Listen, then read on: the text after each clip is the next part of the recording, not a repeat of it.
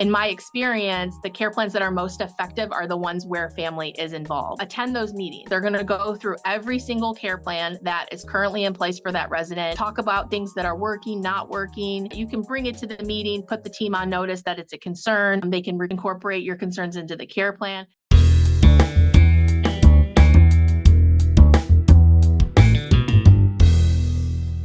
Hey out there, welcome back to the Nursing Home Abuse Podcast, everybody. My name is Rob. I will be your host. Today we are talking all about the nitty-gritty of the care plan.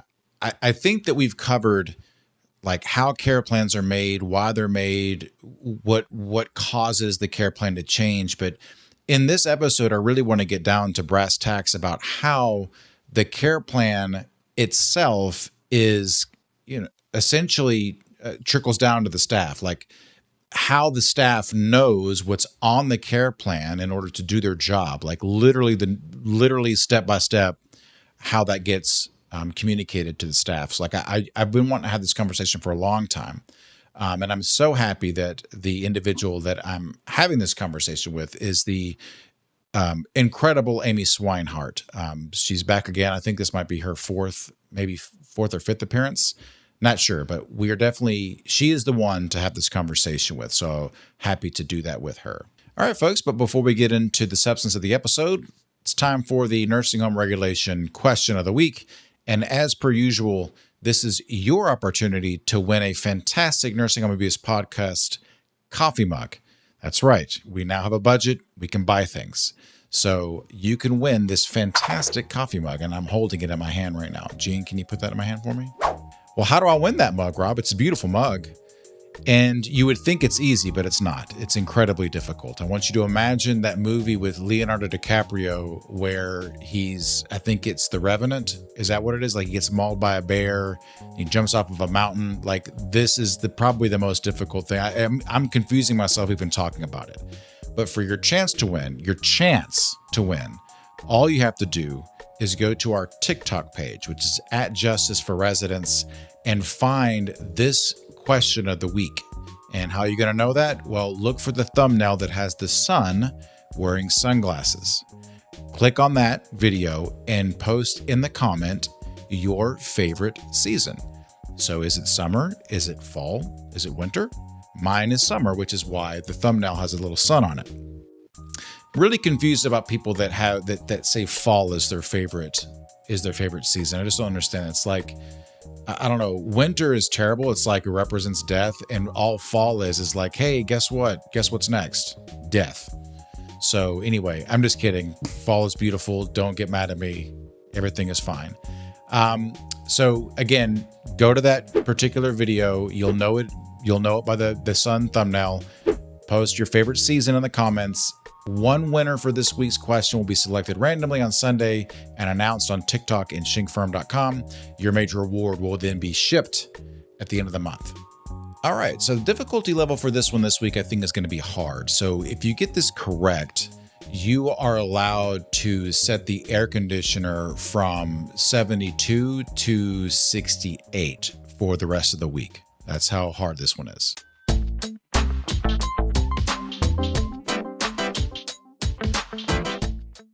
Under 42 CFR 483.12c, allegations of abuse resulting in physical injury must be reported by the facility within what time frame? A, within 30 minutes, B, within 1 hour, or C, within 2 hours?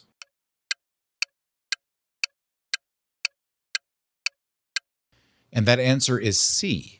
Incidents of abuse resulting in physical injury must be reported immediately, but no later than 2 hours after the allegation is made, according to 42 CFR 483.12c. All right, now it's time to get into the meat and potatoes of the episode. I want to introduce the fabulous Amy Swinehart. Amy Swinehart's journey in nursing home care started 20 years ago as a CNA while attending nursing school. Throughout college, she worked in various roles, including CNA, restorative aide, and medication tech. Post-graduation, she progressed from a floor nurse to director of nursing in nursing homes. Since 2018, Amy collaborates with attorneys nationwide, including myself, reviewing medical records, crafting work product, reports and offering litigation support. Amy is my right arm for all of my merit reviews. I highly recommend her. She's fantastic, and we are so happy to have her on the show. Amy, welcome to the show. Thanks for having me again. I was thinking about how to ask the first question. And I was thinking about, I think it was Forrest Gump. Like there's a scene where like a little feather like is flying through the sky, or maybe it's a leaf. Do you know what I'm talking about? I think it's at the end. No. No, like I think he's sitting there and like he closes a book, or maybe it's the box of chocolates, and you follow the leaf or the feather. Oh, okay. Maybe Gene can, like, I don't know, in post-production put that scene up as I'm talking about it. But like you notice, and then it falls, or what, I don't even know what it is. I don't even know what I'm talking about. Anyway, that's the analogy that I wanted to make in the worst roundabout way. Yes.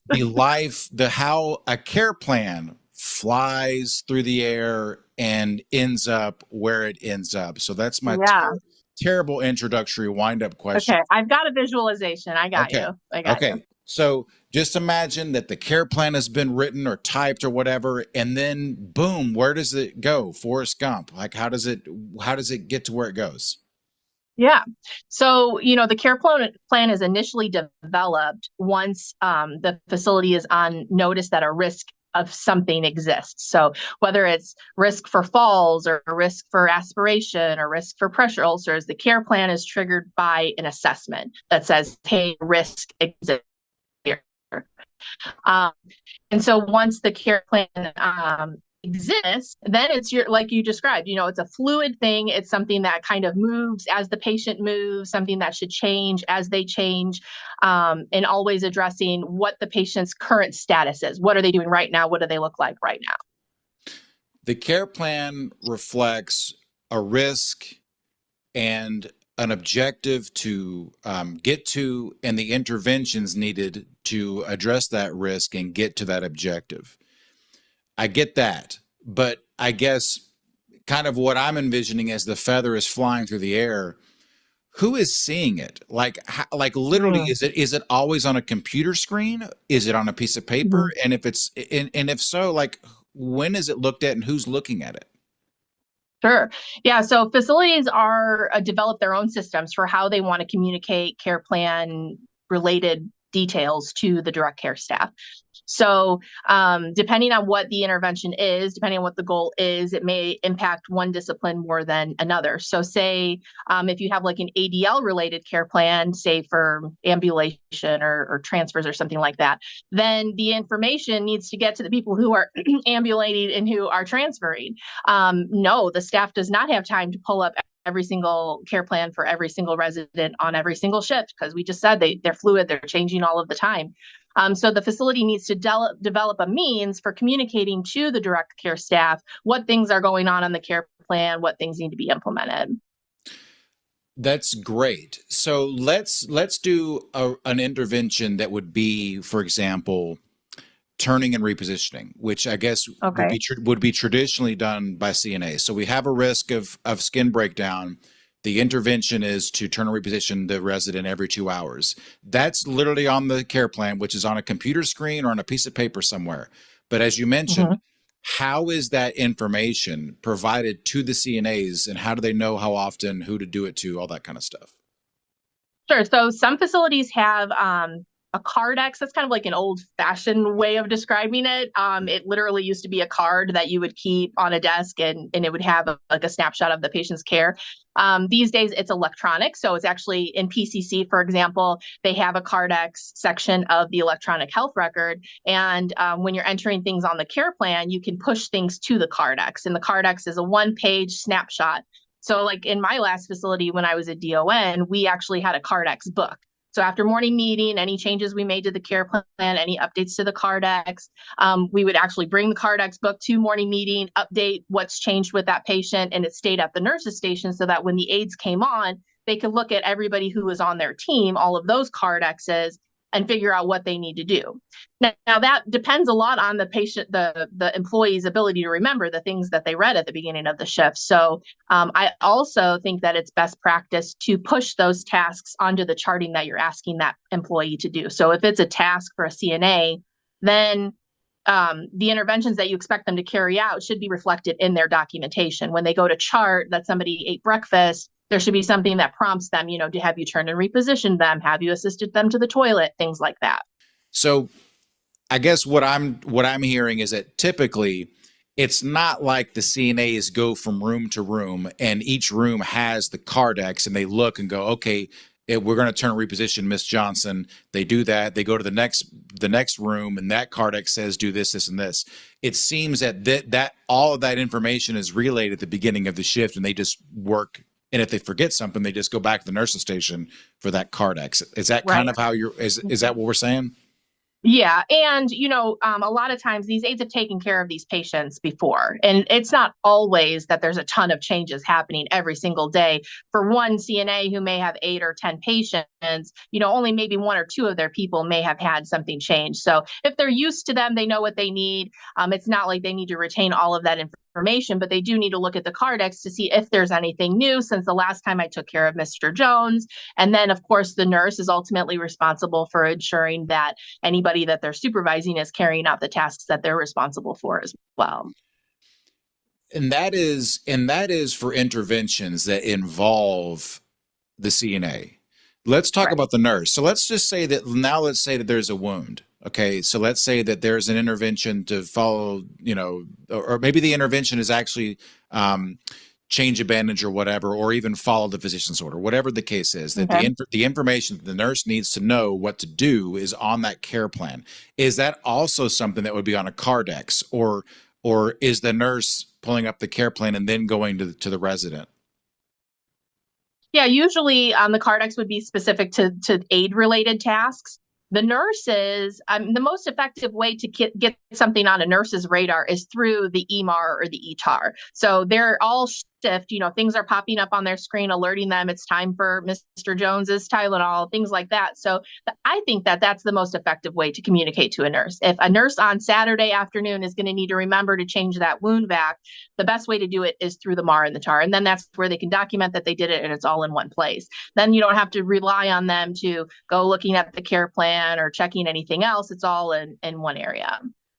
So I guess, and again, like this is why I love having you on, because I'm not a nurse. I've never been a nurse, but I guess in my mind, I've always made the assumption that maybe 50 years ago or 25 years ago, the care plan was a document that you had in your pocket and you pulled it out anytime that you needed to know what was going on. But it's not. It's the care plan gets created and revised when it needs to. Okay, I understand that.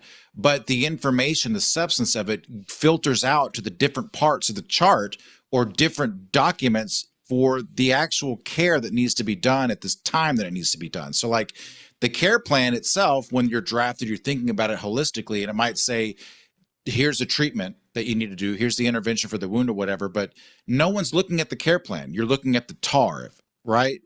Right? Is that? Yeah, I mean, I don't say nobody's looking at the care plan. Somebody's looking at the care plan, but it's not practical for a nurse who may be responsible for, 20 patients on an evening shift. It's not practical for them to review every care plan for every resident they're responsible for. I mean, some of these residents have 25 care plans. There's just too much information. So yeah, it needs to be communicated in a different way. Some facilities have ways of like doing alert charting or hot charting. So if it's something that involves like a creation of a progress note, there would be an alert on a dashboard that says you need to do a skin assessment or you need to do a wound assessment or something. And then then they would make like a note, I saw the wound. But then for other things that are just, you need to check off that you did it, like maintain head of bed at 45 degrees or ensure heels are floating. The TAR is, their whole shift, they're working on checking off those tasks and completing things. So that's the best way to communicate those things. And that makes a lot of sense to me now, in the sense that I've had a few nursing home cases where I've deposed the nurse and I'll be like, typically what's on this care plan? They're like, I have no idea. I don't ever look at a care plan. I only look at X, Y, and Z. And that's why Hmm. it's like the questions that I'm asking seem dumb, but like that's literally what I like. How do you like? I understand how we make the care plan. I get that. I'm just trying to understand how that information trickles down to the people that are actually doing it. And from what it sounds like, Hmm. it's different ways. Like it depending Okay. on the role, like if it's a CNA, the LPN, or the RN, and what the intervention is. It's going to get, Exactly. yeah, that the intervention is going to get trickle down in different ways. Not Hmm. necessarily, they're not looking at the care plan document and doing something. Right. It's little pieces. Yeah, Wow. and that's why it's so important because, I hear a lot of times like, oh, turning repositioning was on the care plan or toileting was on the care plan as if it exempts them from some sort of responsibility. And I'm like, it doesn't stop there. It's a process. And there has to be evidence that the things that were on the care plan were actually done in real life. And in order for that to happen, the people who are putting their hands on the patient needs to know that the intervention exists. So, um, you mentioned that, at least in your experience when you were the DON, the care plan was talked about for each resident at the beginning of the shift, and any changes that need to be made were made. How does that work? Like what like is it kind of like, in my mind it's kind of like when I waited tables and like we called it pre-shift, and like it's, Hmm. you got the head chef and he's like, all right, idiots, this is like we have mashed potatoes and steak, sell the Hmm. fish because it's going bad, smile, Yeah. get, you know what I mean? Like, so like you're like, okay, Miss Johnson, last shift she was belligerent or whatever. Keep an eye on this, and maybe is that kind of like, is it kind of like that? That's in my head that I'm Yep, and I envisioning. think there's two things you're talking about there. One, you're talking about clinical startup. It's a standard of care in nursing homes. It's a meeting of the IDT members on a daily basis where they review all the orders that came in the day before. They read this is what they should be doing, read all the progress notes on every resident for the day before. And then the team sits down and, anybody that has any concerns, any recommendations, that's when it all gets discussed. So if you read the progress notes and you find somebody is really depressed because their husband just passed away, social services is going to see that note and say, okay, we need to look at their mental health care plan. Does anybody know when the funeral is? And everybody can kind of talk about how they're going to help that resident through that issue. So that's one thing that's done on a daily basis, usually Monday through Friday. Some facilities have systems in place for like a manager on duty to go in on the weekend and do that kind of thing. But that's kind of the IDT responsibility with regards to the care plan. Then shift to shift, the nurses are giving report and they're going through every resident and they're saying, hey, he had a fall for me, or so and so is on antibiotics for UTI. And the nurses kind of write down the things that are going on right now with the patients just from a shift to shift report. I see. So one is kind of daily with the interdisciplinary team, and the other one is shift Mm-hmm. to shift with whoever the charge nurse or the head nurse is. I Exactly. see. I see. Okay. All right. So I guess talking about the shift to shift change, right? So like we're not talking about IDT, we're not talking about the interdisciplinary team whose role primarily is to assess the success of the care plan, right? And revise it if it needs to be, but shift to shift. Like, how does the nurse that's, between second and third shift is like, hey, this happened, and how does that trigger a revision of the care plan? Like, what is the process typically, with how whatever he or she puts in there, it goes to the IDT team or whatever? Like, what typically, how does that work? Yeah, so usually it's done through the progress notes. Mr. Jones had a fall on my shift. I implemented a floor mat, and then the team the next day is going to read that note and say, "Oh, Mr. Jones had a fall. They're doing a floor mat for the time being. Is that a good intervention?" Then the team can say, "Oh, no, their roommate is up and walking to the bathroom all the time, and that's going to create a hazard. We might need to change rooms or whatever it might be." So yeah, it's usually through the progress notes. Some facilities have like a 24-hour report. But it's kind of duplicative work. Like you might as well just put it in the progress note and you kill two birds with one stone. Is any of this stuff like, I'm sure it has to be, but just like, hey, listen, I didn't have time to write it down, like, but this happened. Like that Sure. that probably Yeah. happens a lot, right? Okay. Yeah, and between shifts, I think I remember I used to be a unit manager before I was a DON, and I would come in on a Monday morning, and there'd be all these notes under my door. The Saturday night nurse was like, "Hey, Mr. Jones is out of clothes. I didn't have time to call the family," or something like that. Kind of communicate things that way through a 24-hour report. The information can get disseminated in a lot of different ways, and it's really the responsibility of each individual facility to find out which communication methods work the best for your team, given all the different personalities and the type of residents that you care for. What systems are going to work the most effectively for our team? So let's do the example where Miss Johnson had a fall, okay? And typically in my cases, I will see like an incident report, perhaps a like an S bar, some type of document that is more or less to describe an incident. Then sometimes I'll have where there is some type of new assessment that's triggered, right? So like, the whatever the fall risk assessment would be, because maybe something has changed, right? Um, how does that factor in? Like typically, how does that affect the care plan at all? Like, or is it literally like you can skip those two steps? You can skip the incident report. You can skip theoretically the assessment if the care plan changes, because the care plan is what drives the care. Like, I guess you see what I'm saying? Like, what are the reasons why you would have an assessment or an incident report or not if you're going to change the care plan anyway? Yeah. So I think with an incident report, in my experience, they usually include more details regarding the root cause analysis. The report in the chart might say, Mr. Jones was found on the floor in his room, but the incident report is going to tell you Mr. Jones tripped over his roommate's walker because he left it in the middle of the walkway. So the incident report usually has a little bit more details about the circumstances of the incident. And if it was unwitnessed or the circumstances are unknown, it's usually a collection of witness statements and things like that.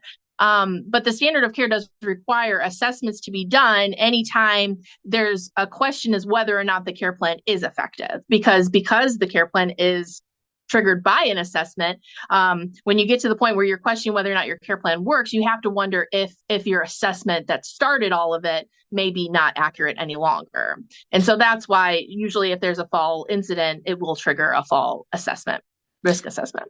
Yeah, because I guess I asked that because oftentimes in my cases, there'll be a revision of the care plan, but I can't find a corresponding assessment that goes with it. Like, how did we arrive at this being the intervention that it best addresses whatever the change in condition was? All right, so we've talked all about how the facility staff understands what is expected of them vis-a-vis the care plan. But what is the family's role in the creation and execution of the care plan? That is such a good question because, in my experience, the care plans that are most effective are the ones where family is involved. Family can offer you information that you may not know about a resident. So, the best way for families to do that really would be just to go to those quarterly care plan meetings. You're probably getting an invitation from a social worker at the facility, maybe the unit manager. We're doing Mr. Jones's care conference this month. Attend those meetings. They're going to go through every single care plan that is currently in place for that resident, talk about things that are working, not working. If you as a family member have observed, maybe on Friday nights, it seems like the dinner is always late or something like that, you can bring it to the meeting, put the team on notice that it's a concern. They can incorporate your concerns into the care plan. I can think of one occasion where we had a resident who was being very difficult overnight. And we just could not get to the bottom of why it was this person didn't want to sleep. There was so many behaviors overnight. Well, family came in and did the care conference and explained to us that he worked the night shift. It never crossed our mind. So we were able to develop a care plan around, this night shift kind of mentality, create activities throughout the night so that it was no longer a fight. We weren't forcing him to comply with all the day shift people who go to sleep at 8 o'clock. Well said. Amy, again, you're becoming like you're like almost essentially an honorary co-host of the show. So I really appreciate every time you come on. I learn all kinds of new things, but thank you so much for sharing Thanks your for knowledge having with me. us. You're I welcome. appreciate it. Folks, I hope that you found this episode educational. I know that I did. New episodes of the Nursing Home Abuse Podcast come out every single Monday, wherever you get your podcasts from, but you can also watch them too. Some of the episodes are more visual. So, for example, we had Matthew Mooney on maybe last episode or a few episodes ago, where we looked at nursing home complaints. And so you would benefit by watching that particular episode, but consume it however you want. There's no judgment on this side of the camera. If you have a suggestion for a topic that you would like for me to cover, please let me know. If you have an idea for a guest that you would like for me to talk to, let me know that as well. Enjoyed having you. Thank you so much, as always, for consuming this podcast. And with that, we'll see you next time.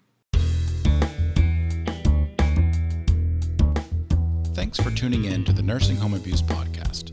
Nothing said on this podcast, either by the host or the guest, should be construed as legal or medical advice, nor is intended to create an attorney-client relationship between the host or their guest and the listener. New episodes for now are available every other Monday on Spotify, Apple Podcasts, or on your favorite podcast app, as well as on YouTube and our website, nursinghomeabusepodcast.com. Again, that's nursinghomeabusepodcast.com. See you next time.